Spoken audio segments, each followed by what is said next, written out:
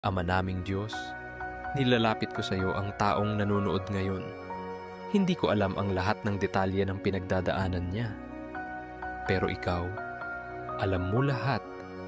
Nakikita mo ang bawat luha, bawat takot, at bawat sakit sa puso niya. Bigyan mo siya ng kapahingahan. Palitan mo ng pag-asa ang pagod. Palitan mo ng liwanag ang dilim. Palitan mo ng kapayapaan ang kaguluhan. Hawakan mo ang puso niya at ipadama mong hindi siya nag-iisa. Panginoon, ilapit mo siya sa mga tamang tao.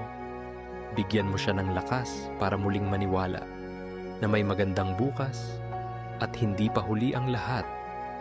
Sa pangalan ni Jesus, Amen.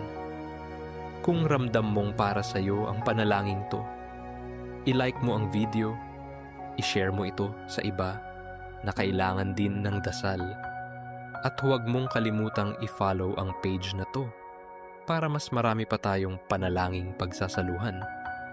Tandaan mo, hindi aksidente. Plano to ng Diyos para paalalahanan kang mahal ka niya.